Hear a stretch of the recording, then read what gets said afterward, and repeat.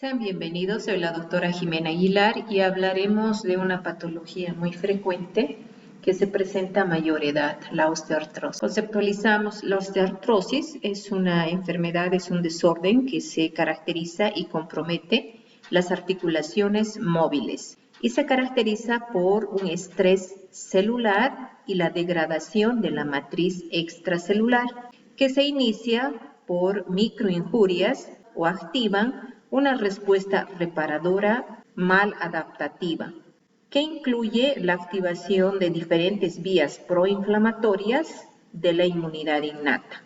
La osteoartrosis es el resultado del fracaso de un grupo celular que son los condrocitos para mantener la homeostasis entre una síntesis y la degradación de los componentes de la matriz extracelular. Este tipo de patología es de carácter degenerativo de las articulaciones sinoviales, diartrodiales, caracterizadas por la afectación del cartílago articular, lo que generará también cambios alrededor de la misma articulación.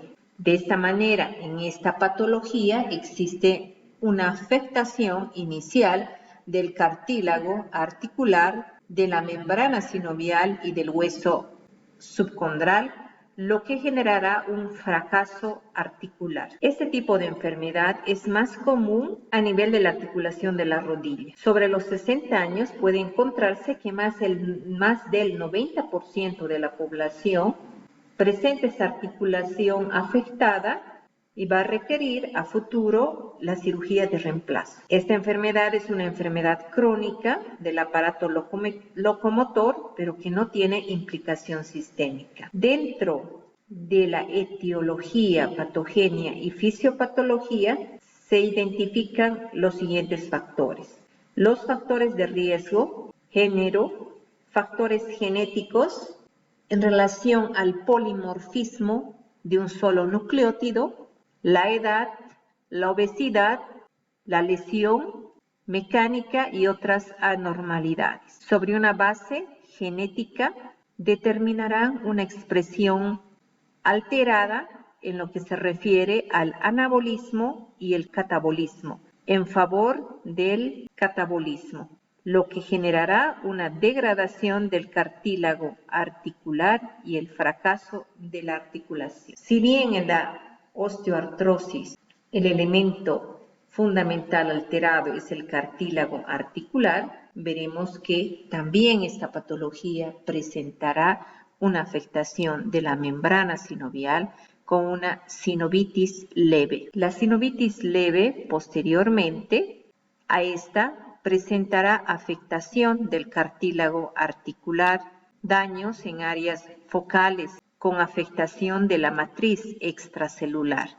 Posteriormente se producirá una remodelación del hueso subyacente y la formación de los osteofitos, como producto de un exceso entre la formación de hueso y la resorción de este. Tendrá sus repercusiones clínicas, generando dolor en el paciente y pérdida de la función. Este tipo de patología es más frecuente a mayor edad. Se ha visto que las prevalencias se incrementan a partir de la quinta década de la vida, mayores en el género femenino, esto en relación a la afectación hormonal de esta característica de esta etapa de la vida al culminar el periodo fértil, esto en relación al hipoestrogenismo. Sin embargo, se ha visto también que a partir de los 40 años la prevalencia va en ascenso. En algunas revisiones, la casuística establece no los 50 años, sino los 40 años en una curva ascendente hacia este tipo de patología. Estimaciones para el año 2040 se ha visto que este tipo de patología se incrementará de manera muy importante, con prevalencias de hasta el 48% y el 53% a partir de los 40 años. Entonces son datos muy importantes, datos muy negativos, puesto que se evidencia que mayor población de tipo extremo, es decir, mayor población con edades por encima de los 40 años. Esto también en relación a ese cambio, esa transición epidemiológica en favor de las enfermedades crónicas que tienen que ver obviamente con el incremento de los años de vida de los pacientes y los malos hábitos dietéticos nutricionales que se acompañan este tipo de enfermedades. Aquí tenemos otra curva en la que podemos identificar esta situación, incremento a partir de los 40 años, más evidente a partir de los 50 años, y así va incrementándose y presentando mayores prevalencias a mayor edad.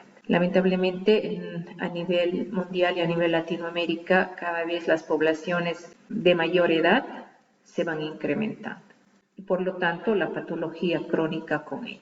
Se han identificado factores etiológicos como la susceptibilidad genética, la ocupación de las personas, actividades en las cuales los individuos están sometidos a diferentes grados de presión excesiva. También tenemos la realización de ejercicio físico, poblaciones en las que no se realiza esta actividad, alteraciones articulares, como por ejemplo el genovarus. También tenemos patologías de la columna vertebral como la espondilolistesis, que se presentan o que se producen secundaria a traumatismos o procesos fisiológicos normales como el embarazo. También tenemos patologías de la columna lumbar.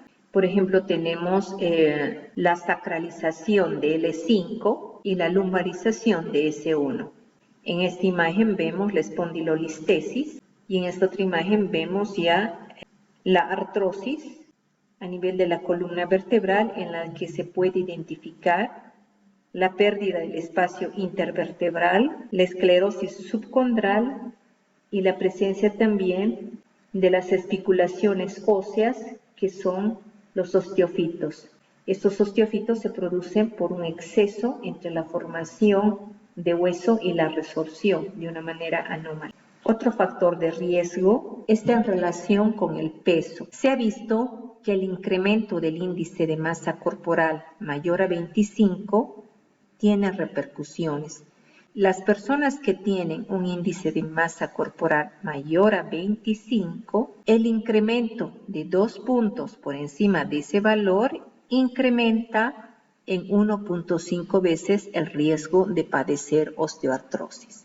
También se ha identificado que las personas que tienen un índice de masa corporal mayor a 35, por cada punto de elevación de ese valor de 35, el riesgo de sufrir osteoartrosis se eleva en 7 veces. La edad es otro factor que se ha identificado y se ha visto que es en las casuísticas.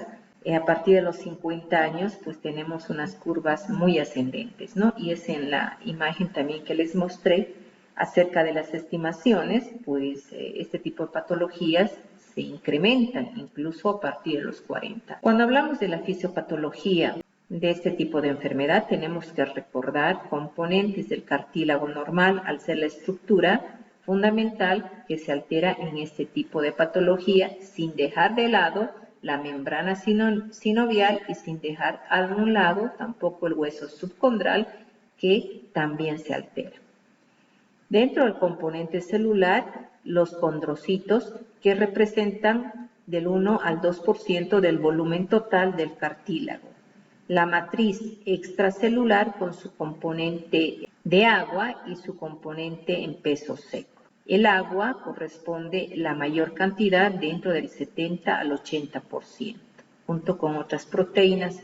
Y dentro del peso seco tenemos dos componentes muy importantes, que es el colágeno de tipo 2 y los proteoglicanos.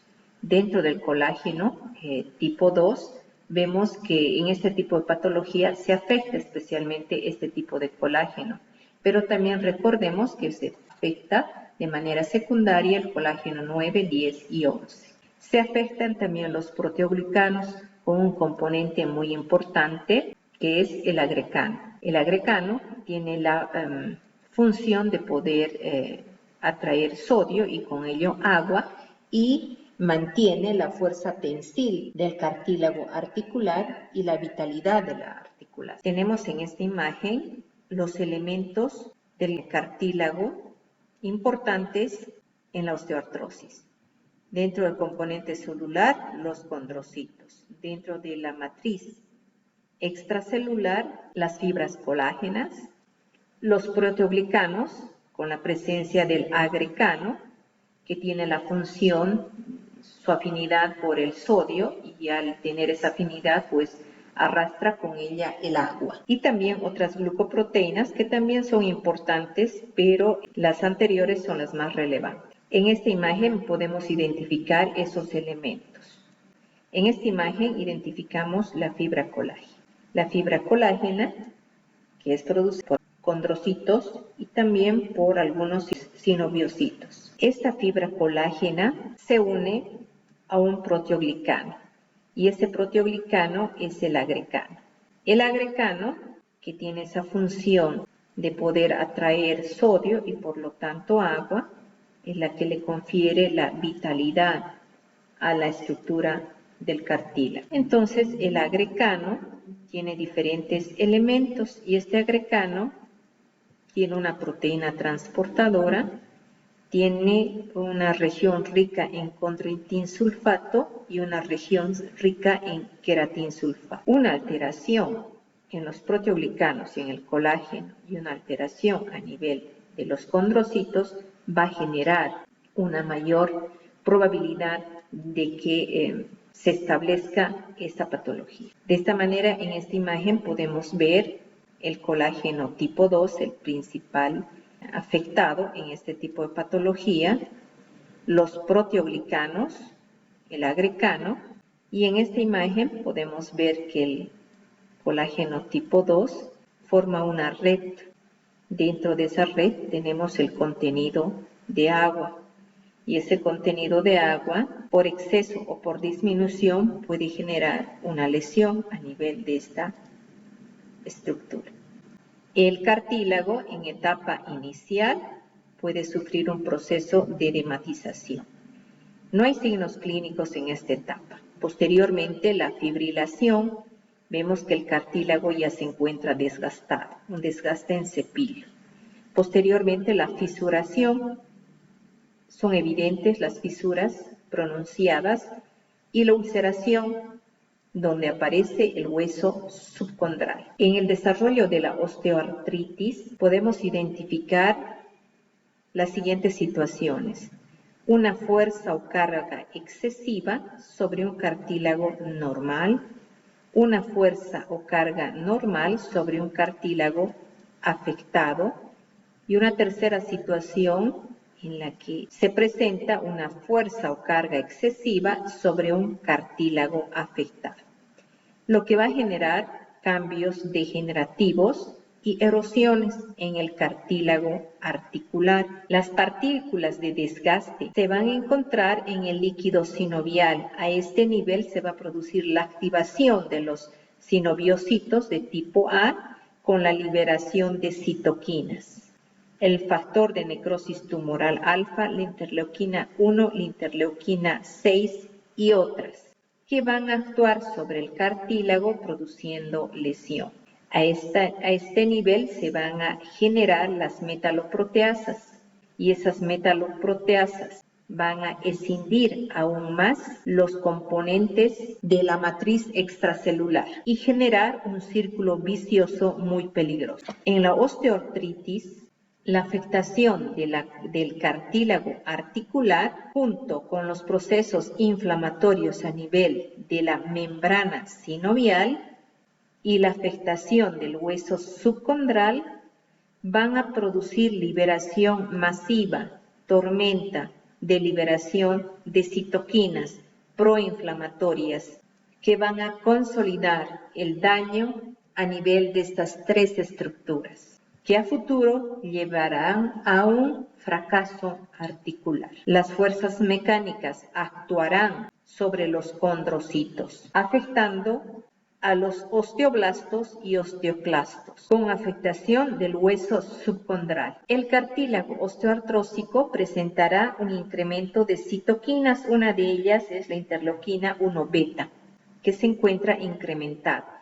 Esta interleuquina inhibe la síntesis del agrecan y colágeno de tipo 2. Por lo tanto, se estimula la síntesis de citoquinas proinflamatorias y el incremento de radicales de oxígeno, y eso generará inflamación de la membrana sinovial. En esta imagen se puede identificar el desequilibrio en el metabolismo de la matriz extracelular durante el proceso fisiopatológico de la osteoartritis, un predominio del proceso catabólico sobre el anabólico. Recordar que el paciente con osteoartrosis presenta alteraciones en la susceptibilidad del individuo y también alteraciones de la estabilidad biomecánica. La osteoartrosis por presentar también un proceso inflamatorio de bajo grado, que está en relación con otros factores como la edad, factores genéticos, la obesidad, el género femenino, muy importante en relación a la alteración hormonal que se presenta al finalizar la época fértil o periodo fértil de este género. La obesidad. Numerosos estudios relacionan la obesidad con la osteoartrosis y se ha visto que la obesidad cursa con un proceso inflamatorio crónico. Ese proceso inflamatorio crónico genera la liberación de adipocinas. Dentro de las adipocinas, las más importantes tenemos la liponectina, la resistina y la lectina, que generan inflamación y degradación del cartílago, afectando el microambiente de la articulación. Eso en relación a este tema tan importante. Hasta la próxima.